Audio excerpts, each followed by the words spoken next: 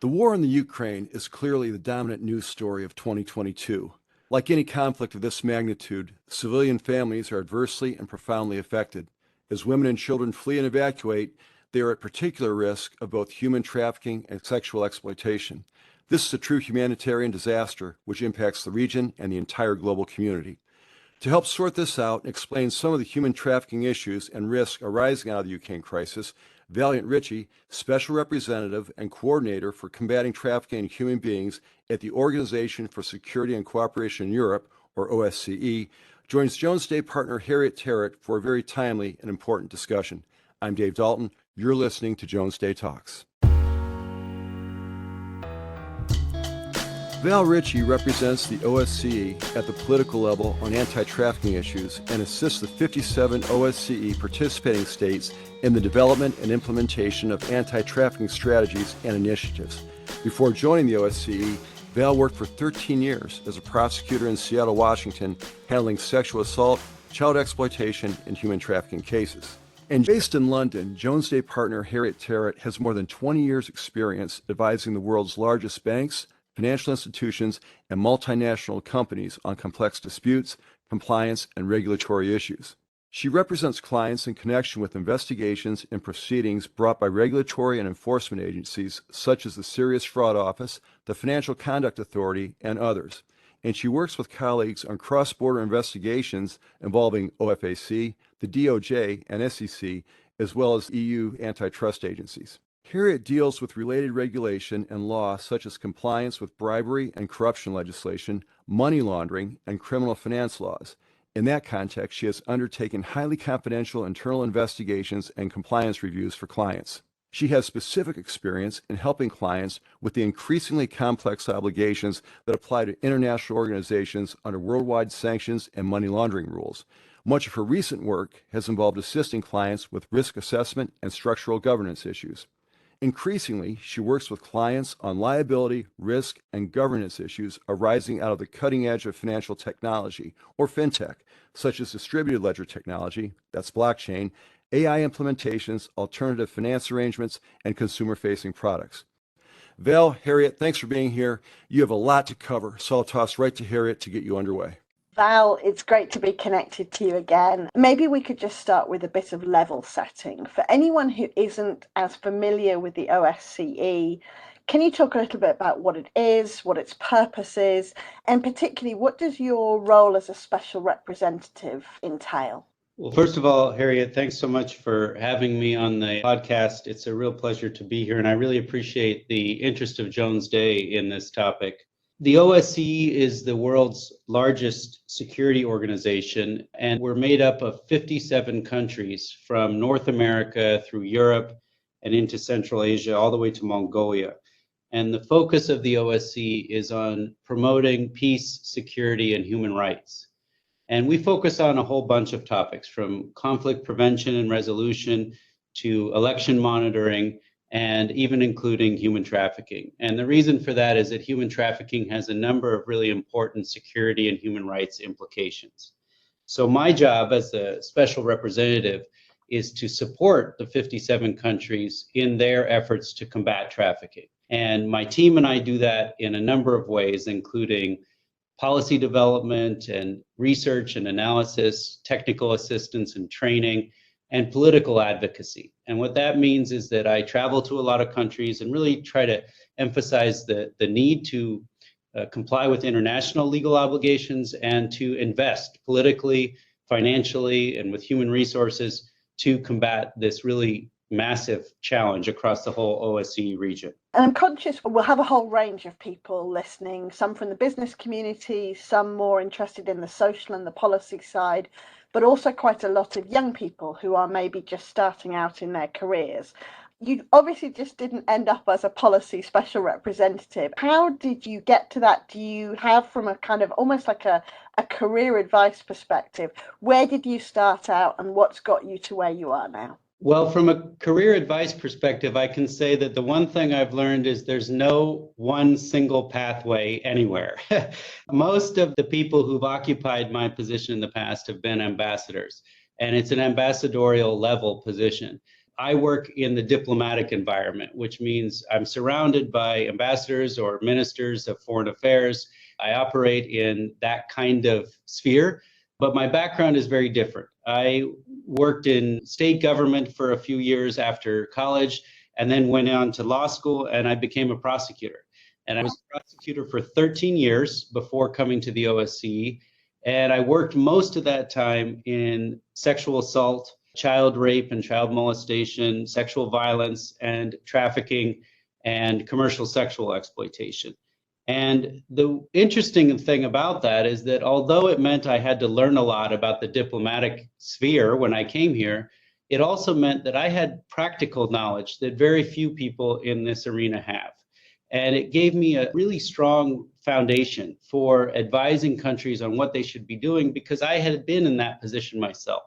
That's been really valuable to me, but I hope it's also been valuable to the organization to have that experience informing our advice to countries. Yeah, it's incredibly inspiring hearing you kind of talk about your background and how you've transformed a very practical and I'm sure quite a challenging kind of background and experience into something that's really focused on forward facing and how can we kind of make this better. You and we've been talking about doing this recorded podcast for a little while now. Certainly from my perspective, when I talk to Jones Day's clients and to other people who are interested in this area, the interest has never been higher, the focus of the business community on the risks around human trafficking and exploitation. There's obviously a huge amount going on in the policy space, the legislation space, a lot of good public-private partnerships, and I suspect we may talk about some of that. But as ever, things do come up that are unexpected and which really change the conversation. So I guess I'm going to start with almost an assumption by me, but I'd be interested to know what you think.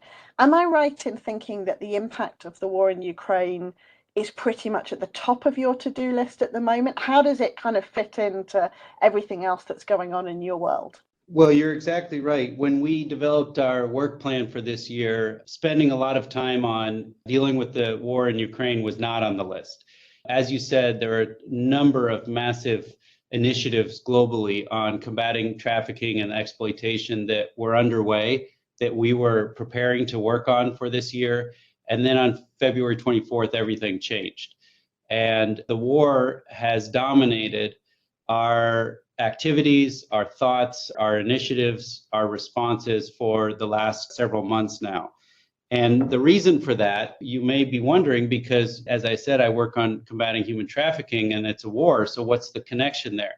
Well, the connection is that the war resulted in the displacement of millions of people. And some 6 million people have left Ukraine, mostly to the West, heading into Europe. And a vast majority of those people are women and children who left with very little planning, very little resources, and are now in countries where they may not speak the language, they may not have places to stay, they're incredibly vulnerable, and that has heightened risks for literally millions of refugees. And so what we're doing right now is putting a ton of attention on trying to prevent this humanitarian crisis from becoming a human trafficking crisis. And that's been our focus for basically every waking hour since February 24th. Yeah, absolutely. You and I have kind of sort of talked about this. It's quite difficult to discuss these issues in a remote, dispassionate way, particularly for anyone who's based in Europe. This is not a remote war. It is on our doorsteps. On any level, it is an absolute human tragedy. And obviously, our thoughts are very much with anyone who is affected by what's going on there. But you do really have kind of a unique insight for certainly the people who may be listening to this, who may see news reports that focus on the war, that focus on the people at bus stations and shelters around the world. In terms of kind of what is actually happening on the ground and how those risks that you just identified are manifesting themselves, can you really try and ground for us what is actually happening? What is the situation that people are facing, and how does the criminality side of it really come in? The position that we sit in here, and I'm based out of Vienna, Austria, which is not far at all from Ukraine. And the position that we sit in here is a front row seat to a lot of really difficult and traumatic incidents right now. And these are people that we've worked with. Ukraine is one of the participating states in the OSCE. I've been there as part of my missions to support their actions on combating trafficking. I have 2 Ukrainians on my team who obviously are really concerned about the situation in their country, their personal effects, and so forth.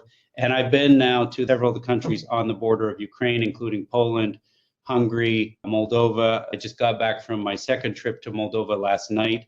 So I've seen the border, and I've seen what it's like watching people, literally a mother and 3 children carrying a couple backpacks across the border, walking with nothing else.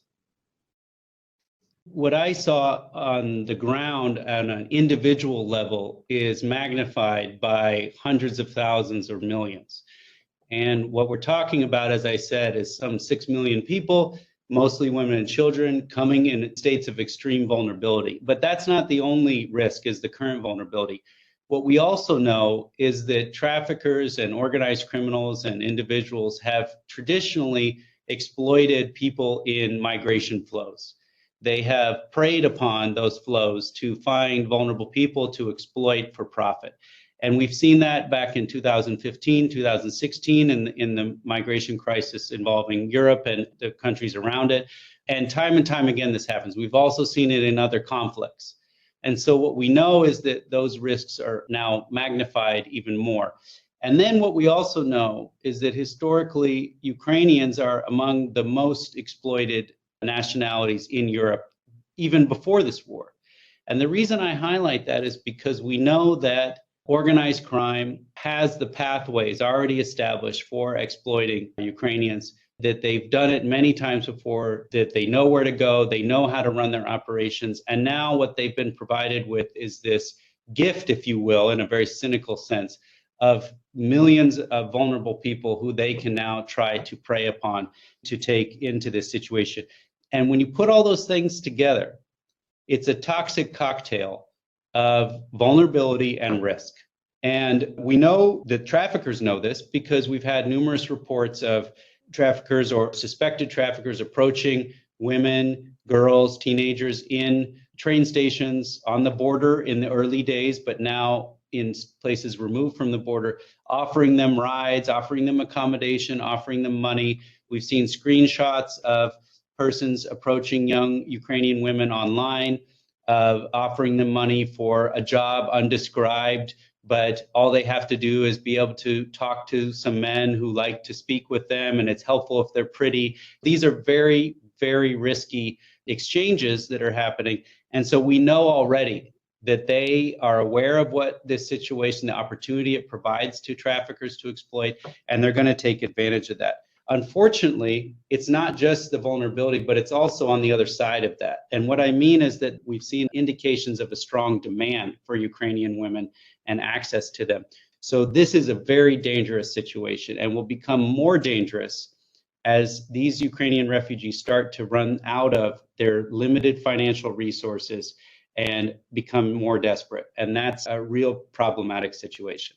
I sort of started off by saying it's difficult to be remote about these things. And you can probably just hear I'm listening to you talk. What you're describing is a humanitarian travesty, but also on an individual personal level. It's just incredibly upsetting to think that anyone in this day and age would be going through that experience.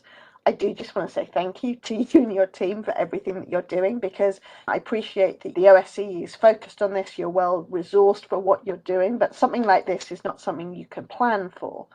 I guess my question that kind of comes out from all of that is, where do you even start from a policy and a practical response to something like this? You wake up on the 24th or 25th of February, you're faced with this situation. How is the OSCE reacting, both in terms of programs, but also in kind of practical support? It's a fantastic question because the circumstances are largely unprecedented, right? We haven't seen this level of movement in several decades in Europe since the Second World War.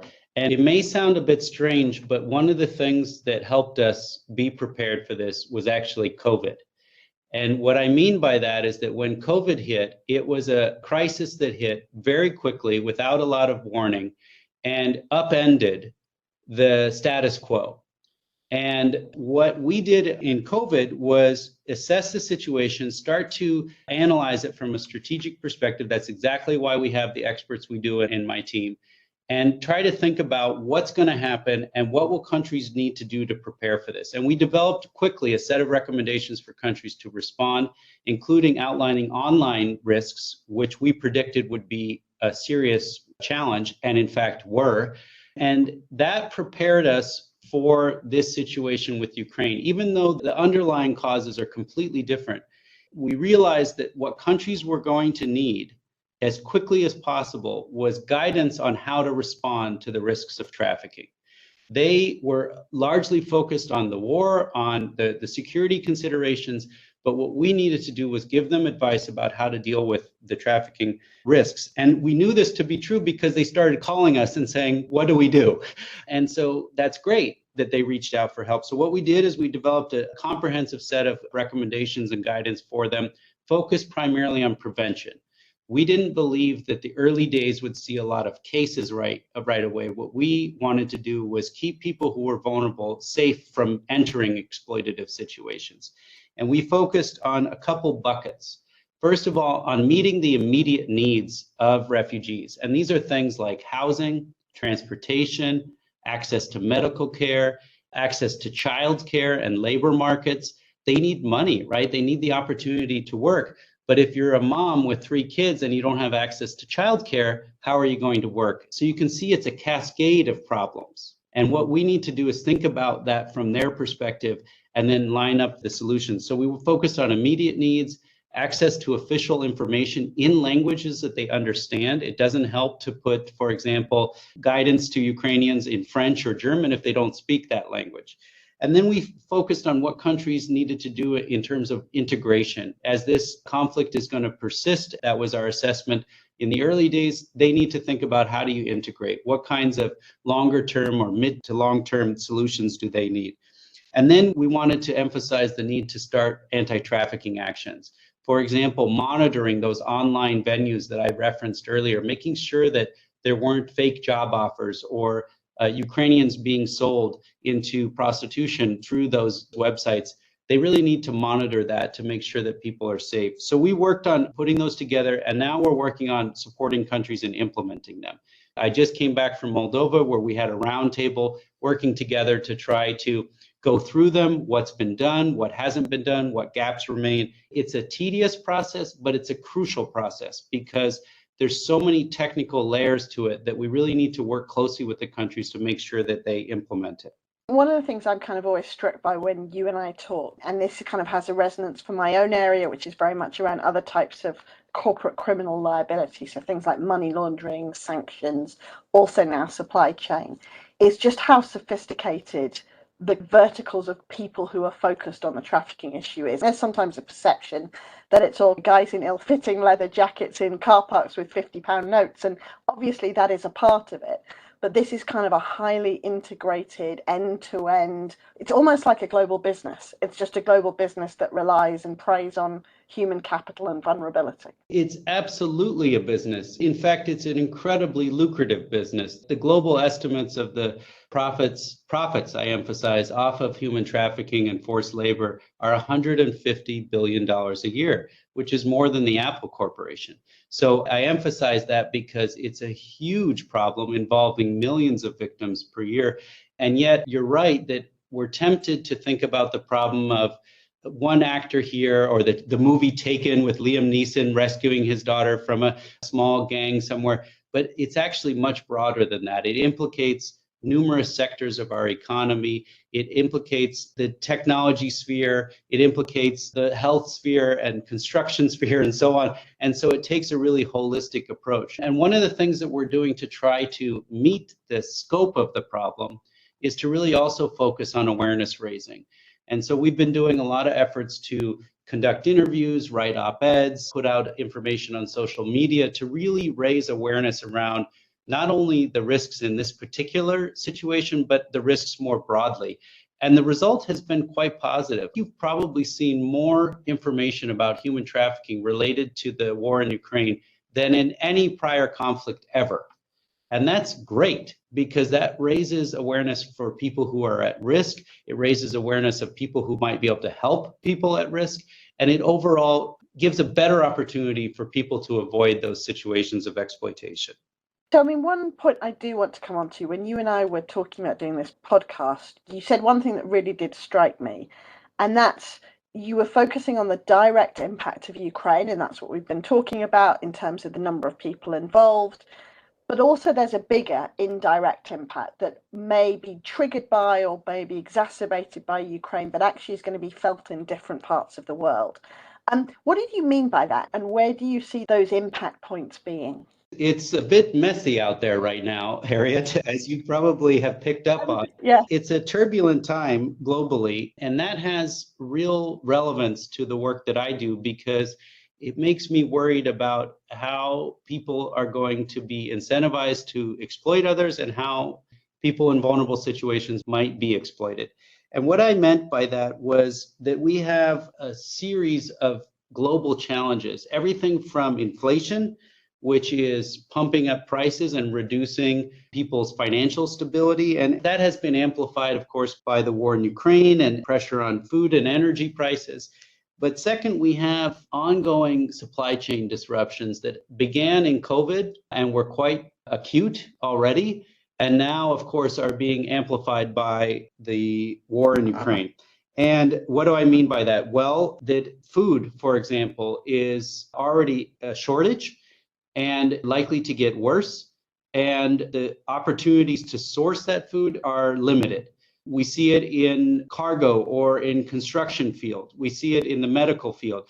And what that means is that then prices compound, the vulnerability increases, and it starts to extend. And one area where we have seen an impact on this is in labor migration. And so one example is that in Central Asia, a lot of the workers migrate to different countries, including Russia, for work. And as the sanctions have come into play, or as the war has come into play, or as COVID has come into play, the labor migration has begun to decline abruptly. And we're talking about a large number of workers, hundreds of thousands, who are now either going to have to find a different location to migrate or won't get income. And why does that matter? Well, it's not only income for them, but it's also the taxes they pay to their governments. And all of this starts to have a ripple effect on the economy.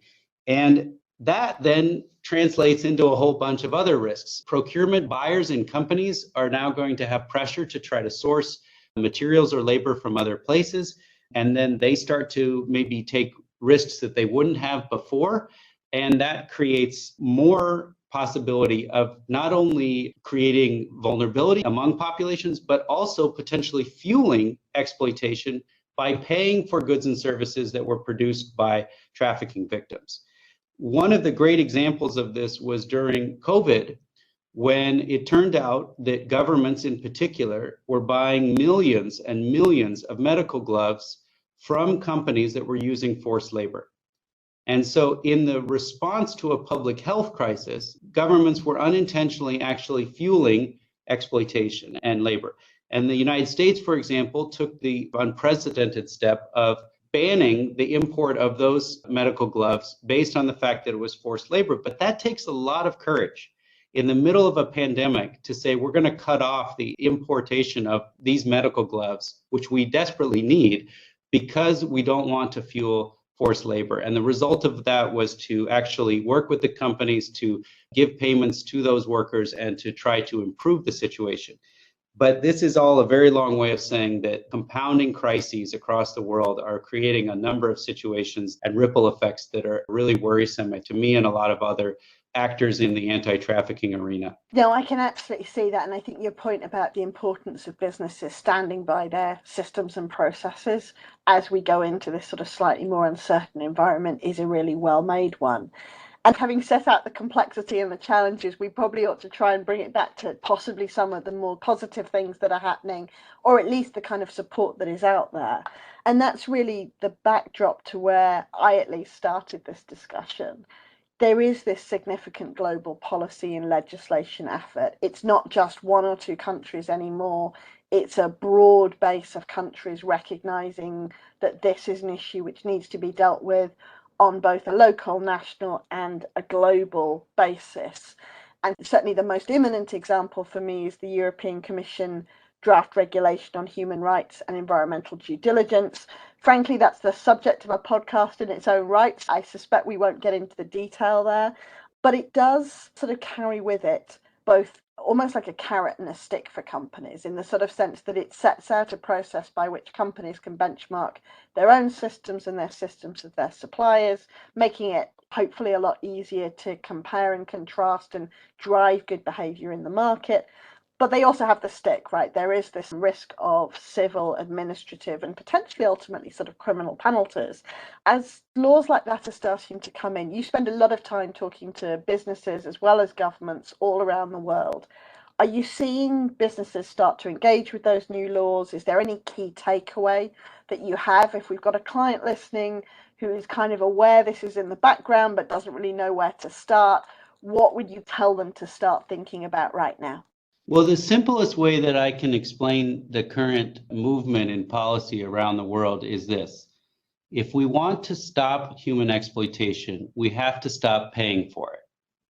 And what I mean by that is that when we buy goods and services that are produced by exploited persons, we fuel that industry and we incentivize the continued exploitation of people. And if we want to stop that problem, if we want to foster human rights, then we need to stop paying for those things. And so due diligence is really the process of figuring out how to ensure that you're not doing that. How do you make sure that when you buy something from a supplier or your supplier buys something from another supplier, that they aren't fueling or buying it from traffickers or labor exploiters? And it's about putting those protection mechanisms into place. It's about checking that they're actually working. And in some cases, it's a process for government to hold those who aren't doing those things accountable for that. It's a pretty straightforward concept. Now, that's not to minimize the complexity of actually implementing that. We know that global supply chains are huge and complex, and it's tricky. But the simple idea behind it is to stop paying for exploitation.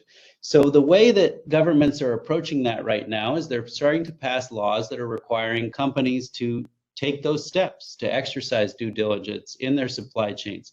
And ideally, governments are applying those same principles to their own procurement, which is something I really push for. It's a bit hypocritical, and it's really not a fair playing field if government applies it to businesses, but not to themselves. And so we've been arguing for that. The interesting thing about these laws is that they don't stop at the border of the country that adopted. So if, as you said, the EU proceeds and adopts its draft directive on human rights due diligence, the fascinating thing about that is that it'll impact companies and governments outside the EU too. Why? Because part of it will be that countries and companies outside the EU will have a lot more challenge importing their goods into the EU or exporting, depending on whose perspective you're talking about, because the EU won't allow those goods to come in if they can't certify that they are clean of forced labor. Likewise, a company in the EU might have its supply chains that extend outside the EU. Perhaps they source from Serbia or from Kazakhstan or Uzbekistan, and they need to be sure that the labor they're using or the goods that they're buying are not tainted with forced labor. And so what we've been doing is trying to talk with those countries, even outside the EU, about the legislation that is surely coming and how to get ready for it. And companies definitely need to take this into account because they want a clear understanding of what's happening to their business practices. They want a bit of predictability. And the best way to do that is to look at these laws, to look at the policy action that's having and start preparing for it. Now, what's the business case for this? Why should they bother? Well, first of all, because they want to keep their economic market, right? They want to be able to sell their goods. But the other reason that policy like this is a good thing is because it fosters a level playing field. Think about how, as a business, you are going to compete against another business that isn't paying its workers, right? It's difficult. There's no way you can compete if you're going to follow the rules with a company that is not following the rules. And so one of the values of these policies is they create a harmonized approach. They create a level playing field so all companies are competing fairly. The other thing they do is they create a level playing field on human rights more generally, so that certain regions of the world, and there are several right now, certain regions of the world don't have some advantage because they are exploiting their workers or forcing people to harvest or to produce certain goods. And I think this is, again, something that as a globe, we should be really excited about. We want human rights to be advanced, and we want them to be done in a fair and equal way across the whole region. And this is why we are big fans of this legislation. We also want to support businesses in making sure that they can respond to it and comply with it in a fair and stable way. Yeah, absolutely. And I would just sort of echo, I mean, that the clients that we speak to, the focus on this issue has never been greater, but also the demand for more consistency, as you sort of say, the ability to compare like for like and the ability to understand what's going on in supply chains. The more that this is happening around the globe, the easier that is, the better it drives standards. So it really is a virtuous circle once we get into that position of constantly driving standards. Val, this has been absolutely incredible. Again, I do just want to extend my thanks, not only for joining us today, but also for sharing and all the work that you and your team are doing. Thanks so much for your great questions, but also for taking the time. You're busy. I know that. You have a lot of people relying on you right now, and I really appreciate Jones Day and you making the effort to be engaged on this topic. It means a lot to us. Val, Harriet, thanks. Great information that you covered very well, and I think we'll talk more as this situation evolves. For more information on the OSCE or Val Richey, go to osce.org, and you can find complete bio and contact information for Harriet Territt at jonesday.com. We thank you for listening. I'm Dave Dalton. We'll talk to you next time. Thank you for listening to Jones Day Talks. Comments heard on Jones Day Talks should not be construed as legal advice regarding any specific facts or circumstances. The opinions expressed on Jones Day Talks are those of lawyers appearing on the program and do not necessarily reflect those of the firm. For more information, please visit jonesday.com.